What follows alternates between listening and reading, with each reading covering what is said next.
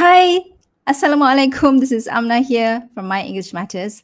How are you? So it's been quite some time since we've done a Facebook live session or a live session. I'm actually live on Facebook and YouTube today. We just want to try something new. So if you are watching me now, say hello to me. This is our first live session for 2022. So over the past 2 weeks, we've done pre-recorded videos instead of Facebook live sessions because we wanted to try something new. And also my kids, I have 3 children. They started going back to school, and my second child, he goes to school in the afternoon.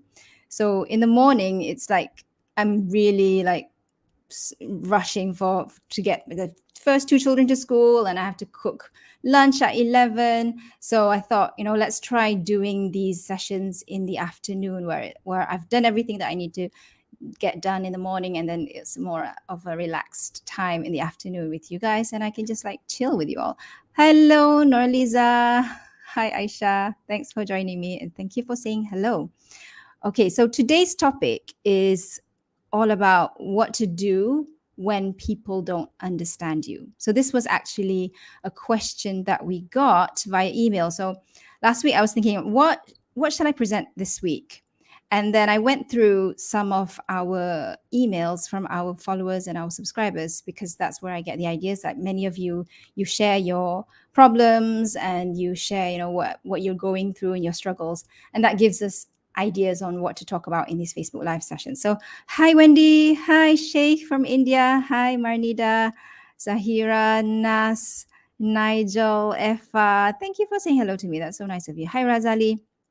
Okay, so today's topic is what to do when people don't understand you. This was a question from one of our subscribers, our email subscribers. If you're not in our email list, go to myenglishmatters.com/subscribe to subscribe to our email list.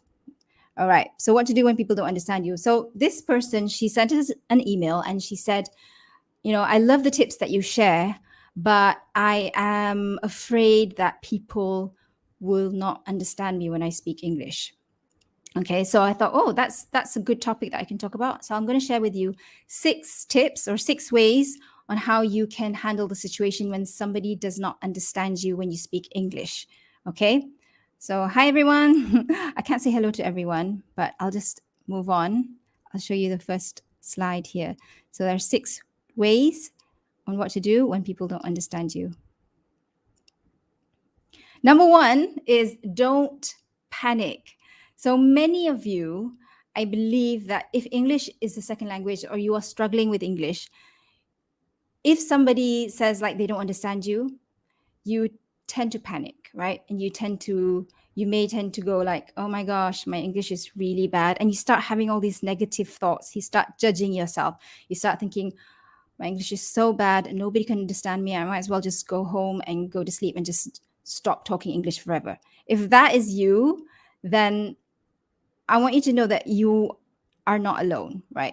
And usually it's not because your English is bad. Sometimes it could be because of that, but maybe that person doesn't understand you because you are speaking too fast, or maybe they just need more examples, or maybe you've shared something that is new to them. It's not within their, knowledge, or it's not within their field of work or the industry. You're in different industries and you just shared something that was a bit more complicated or a bit complex for them to understand. So number 1 is don't panic. Don't take it personally. When you start saying all those negative things to yourself, that's when you start focusing on yourself rather than on the message, on what you are trying to say. And that can be distracting for you. So don't panic. Just say to yourself, okay, I'm going to do my best to get this person to understand what I'm trying to say. Okay, so don't panic about that. Okay, let's move on to number 2, is to repeat what you said slowly or paraphrase. So many of our students have told us that they speak really fast because they don't want people to spot their grammar mistakes. And I just want to remind you that when you speak really fast, your message can get lost, right? It can be distracting. People will be like, why is she speaking so fast? And they don't get the message. So it's good for you to speak slowly And it's okay if you make mistakes when you speak slowly, right? What's important is your message. It's not about getting the correct, perfect grammar every time you speak. So when you are communicating, you just want to get your message across. So repeat what you said slowly if you tend to speak really fast. Or you could paraphrase. So paraphrase, what that means is you just repeat what you said, but in different words, so that the people who are listening to you would understand you, right? So you're actually saying the same thing, but it's in different words or a different sentence. Okay. Number 3 is explain and clarify what you mean in simple words. Now, sometimes when you are sharing something that's a bit complex or something that is technical or even conceptual, it can be difficult for somebody to understand you, especially if you're speaking to like normal people who are not in the same industry as you. So try to speak in simple words and simple sentences that almost anyone can understand. So if you are using big words, you're using a lot of jargon, try to put yourself in the mind of the person that you're speaking to get them to understand, right? So you could clarify it. And another thing is that once you've explained something, don't over explain, right? This is a problem that some people may have. They explain and that person still doesn't understand what they're saying, and they keep on explaining and explaining until the point just gets lost, and the person is listening, they're even more lost than you, and they're like, what is this person trying to say? I'm just lost now. So try to avoid over explaining. So if you explain one concept, you can ask them like, okay, this is what I mean, blah, blah, blah. Do you understand? And if they say they understand, then that's great. You can move on. If they still don't understand, you can explain again and then ask them again. Do you now understand what I'm trying to say? Right. So you always have that where that conversation where you are explaining and you are getting feedback from them, whether they understand you or not. Don't try to just explain yourself away and not get feedback from them, whether they understand you or not. Okay, I hope that's helpful. Number 4 is to give examples, share a story. You could compare or you could contrast. So this is similar to explaining, but if you are unable to explain, you could also share examples. So give an example. If you're saying something, you could give an example, or you could share a story. So the story could be your story, or it could be somebody else's story, something that can illustrate what you're trying to say for that person, right? If it's something that's very technical for them, try to give them an example that is relatable to them, right? A simple story or a simple example that they would understand, like everyday objects or everyday stories like fairy tales and stuff. That could be a story that everybody knows. Or it could be a personal story, something that happened to you. It could be a story that happens on social media, something that's viral right now. That's sharing a story.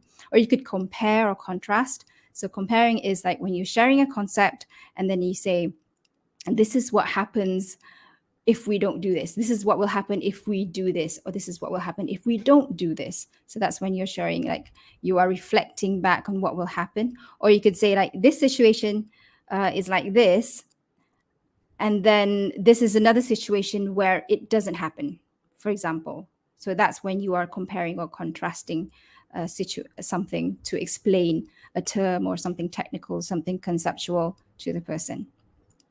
Okay. Number 5, if it's necessary, you follow up in writing. So if you're talking to someone and that person doesn't understand you, and what you are sharing is really important, it's part of your job, it needs to be done, and they still don't understand you, then you could say, never mind, I'll send you an email after this, or I'll send you a WhatsApp to explain in simple terms for you to understand what I need from you, right? If it's necessary, you follow up in writing. Because I remember when I was working in the corporate world, and then I was on a phone call with somebody, and he's not Malaysian, he was from a different country. And he was trying to explain to me, and he had an accent, and I couldn't understand what he was trying to say. And I felt really bad about it. I couldn't understand what he was saying. I could understand whenever I met the guy, I could understand him because I could see his hand gestures, I could see his face and how he moved and all that. But when it came to talking on the telephone, it was really hard for me to understand his accent. So what I told him was like, would it be okay if you send me an email about this just to summarize? So I didn't have the heart to tell him that I didn't understand his accent, but I just said, could you send me an email so that I can understand what you're trying to say? So that's from my point of view of a person trying to understand someone. So maybe you could suggest that if somebody doesn't understand you, you could suggest that by saying, let me send you an email after this, or let me send you a WhatsApp or a text message to explain or to summarize what I've just said to you. Okay? And then this is my last tip, is to just move on. So maybe it's not that important for you to follow up in writing. So you could just say, never mind, it's not that important. Let's just move on. You don't understand me. It's fine. I won't take it personally. You're not saying that out loud, but you're saying it to yourself. I'm not going to take it personally. Let's just move on. Let's talk about something else, right? Or you could just say, let's get back to this later. Maybe you will understand this as we go through the meeting or through the discussion so that you can understand me better, right? So sometimes a person needs a bit more time for them to actually digest what you're trying to say. Sometimes you're at the beginning of a conversation or a discussion, and then they don't understand you. But by the end of the discussion, so say a discussion is 1 hour long, and then you repeat what you said at the beginning of the discussion, maybe by then they'll understand, because maybe they understand your English better, or maybe they can understand your accent better, or maybe they just understand the whole concept better because they can see the concept in the bigger picture or in the grand scheme of things. Okay, so those are my points. If you have any questions, let me know. Let me see. I have Wendy here. She says, worry too much. Give too many examples and people will feel it's too lengthy. Yes, you don't need to give too many examples. Just give one example, or just one compare and contrast, or one story, right? And if they still don't get it, then say, it's okay, I will follow up with you later, or we can get back to this later, or I'll send you an email about it, right? Try not to over explain yourself, because once you start over explaining, maybe you've given one explanation is okay, 2 is okay, but maybe 3 is just too much. So just let it go, come back to it later, or follow up through email. So those are my 6 tips. All right, let's just summarize what we learned today. What to do when people don't understand you. Number 1, don't panic, right? Many people take it personally. They think it's because their English is really bad, people don't understand them, and they feel like, oh, I feel so down. So don't take it personally. Maybe it's not because of your English. Maybe you're speaking too fast, or maybe it's a new concept to them. Whatever it is, don't take it personally. Just think about, okay, how can I get my message across in the simplest way and the most effective way? Number 2, repeat what you said slowly or paraphrase. So speaking slowly is good. Speaking fast may not be the best way. If you want to cover up your grammar mistakes, just speak slowly. It's okay if you make grammar mistakes along the way. Or you could paraphrase. So paraphrase is just repeating what you said, but using different words. Number 3, explain and clarify what you mean in simple words. So if you're using technical jargon, something that's specific to your field or your industry, and you're speaking to someone who may not understand those technical words and concepts, speak in layman terms, simple words. And it helps to give examples, share a story, compare or contrast. So examples, usually you would give an example that that the person would understand or can relate to. Don't give an example that only you can relate to. Always think about your listener when you are speaking. Like, share examples so that they can understand and that you are on the same level of understanding. Number 5, if necessary, follow up in writing. So if it's something that's really important, if it's related to work and it's important for them to understand what you were trying to say, but you've tried your best and they still don't understand you, just say to them, I'll send you an email after this to summarize what I've just said, or I'll send you a WhatsApp or a DM so that you can understand it better, right? You can usually tell if somebody doesn't understand you. You know, they may just say like, I don't understand what you're trying to say, or they may like smile, or they just have like a blank, polite face. That's what I usually do. I like if I don't understand someone, I just like nod my head because I don't have the heart to say, I don't understand you. Sometimes I do, but it really depends on the situation. And if you see that person, even though he or she may not say that they don't understand you, you could say that I'll follow up in writing, I'll follow up in email or a WhatsApp. And then number 6 is to just move on. If it's not important, just move on. And you could get back to it later after you've talked to them for a while. And maybe by then they would be able to understand you.